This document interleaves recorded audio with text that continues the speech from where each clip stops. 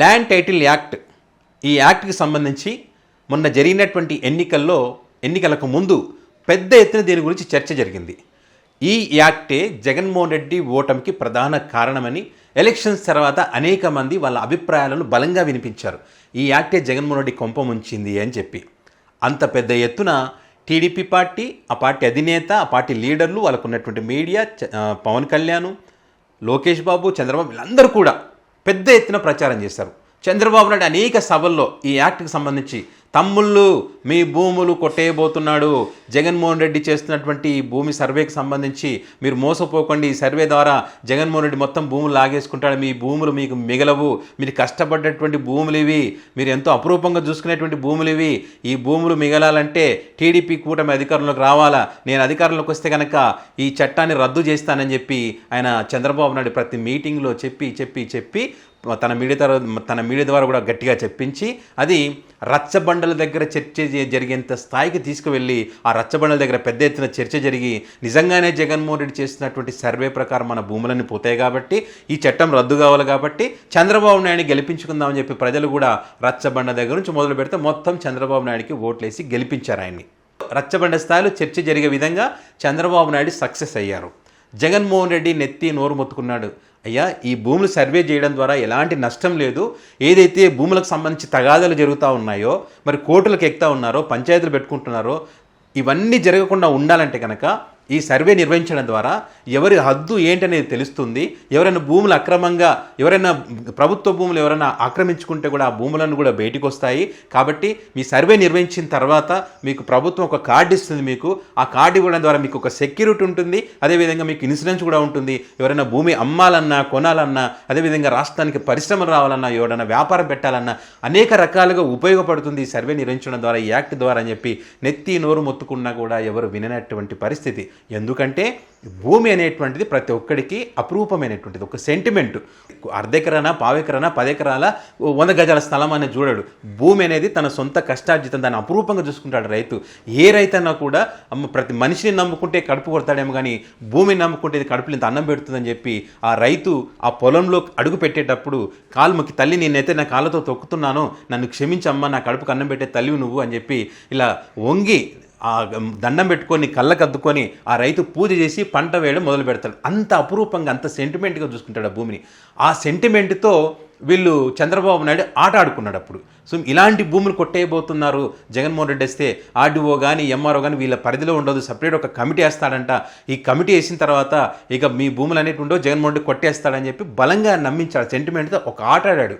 ఎన్నికలకు ముందు బలంగా నమ్మాల్సి వచ్చింది ప్రజలు కూడా, ఎందుకంటే వాళ్ళ సెంటిమెంట్ కదా, వాళ్ళకి అన్నం పెడతానని చెప్పి గట్టిగా నమ్మినటువంటి పరిస్థితి కదా. సో ఆ రకంగా సరే మరి వచ్చిన తర్వాత రద్దు చేస్తా అని చెప్పి ఏదో అసెంబ్లీలో మొన్న రద్దు చేస్తా ఉన్నాం అని చెప్పి బల్లలు జరుచుకున్నారు వీళ్ళు, చట్టం ఇది ఉండదని చెప్పి.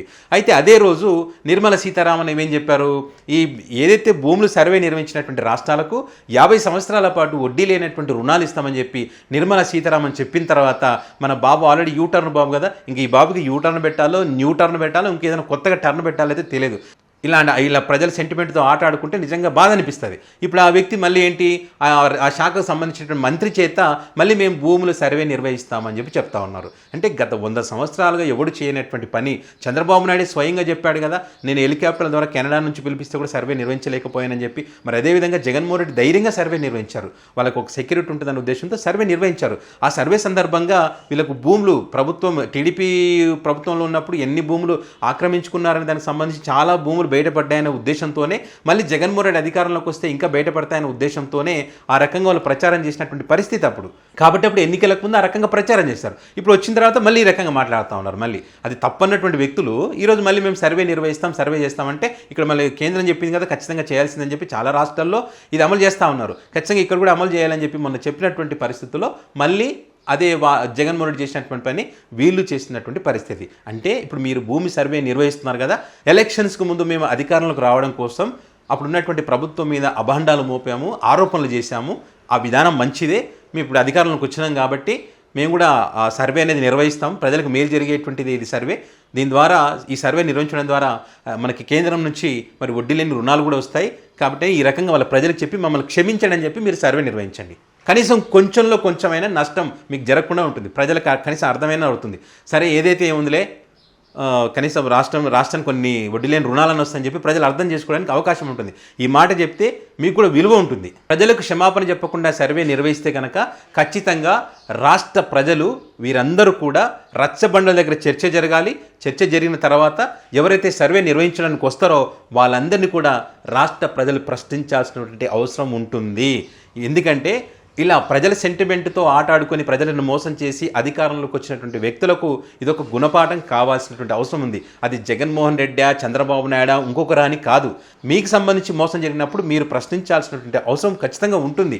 ఇది జగన్మోహన్ రెడ్డి వాళ్ళ పార్టీ ప్రశ్నించారనుకోండి, మా విధానాలు తప్పన్నారు, మీరు ఇప్పుడు మళ్ళీ అమలు చేస్తూ ఉన్నారని చెప్పి అనుకోండి, అది రాజకీయంగానే మిగిలిపోతుంది. రాజకీయ ఆరోపణలుగానే రాజకీయంగా వాళ్ళు ప్రశ్నించారనే దాంట్లోనే మిగిలిపోతుంది. కానీ స్వచ్ఛందంగా ప్రజలే ఒక నిర్ణయం తీసుకొని ప్రజలు తిరుగుబాటు చేస్తే ఇలాంటి అబద్ధాలు చెప్పడం, ఇలా ప్రజల సెంటిమెంట్తో ఆట ఆడుకోవడం అనేటువంటిది భవిష్యత్తులో జరగకుండా, కొంతవరకైనా జరగకుండా ఉంటుంది. కాబట్టి రాష్ట్ర ప్రజలు ఖచ్చితంగా ప్రశ్నించాల్సినటువంటి అవసరం ఉంది.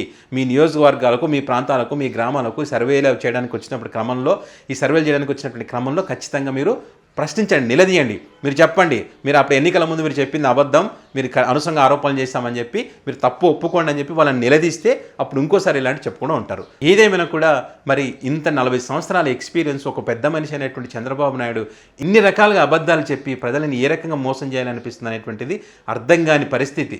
అసెంబ్లీలో ఏ రకంగా చెప్పాడు చూసాం, సూపర్ 6లకు సంబంధించి ఇది అమలు చేయలేమని చెప్పాడు. మరి ఎలక్షన్స్ ముందు నీకు తెలీదా? ఎక్స్పీరియన్స్ పర్సన్ మీరు, 40 సంవత్సరాల అనుభవం ఉన్నటువంటి వ్యక్తి మీరు. అప్పుల గురించి అబద్ధాలు, ఇలా రకరకాల అబద్ధాలు చెప్పుకుని ప్రజలను మోసం చేసి ఎన్ని రోజులైనా అధికారులు ఉంటారు? ఇప్పటివరకు పనిచేస్తుందేమో అది. భవిష్యత్తులో దాని ఎఫెక్ట్ ఉంటుంది. కర్మ అనుభవించక తప్పదు ఎవరైనా సరే.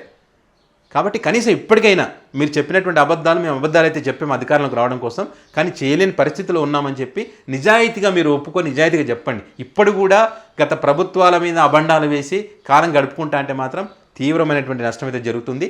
ముఖ్యంగా ఈ భూమి రీసర్వేకి సంబంధించి మాత్రం ప్రజలకు మీరు క్షమాపణ చెప్పి రాష్ట్రంలో భూముల సర్వే నిర్వహిస్తే బాగుంటుంది. లేకపోతే ప్రజలు ఖచ్చితంగా ప్రశ్నిస్తారు, ప్రశ్నించాలి కూడా.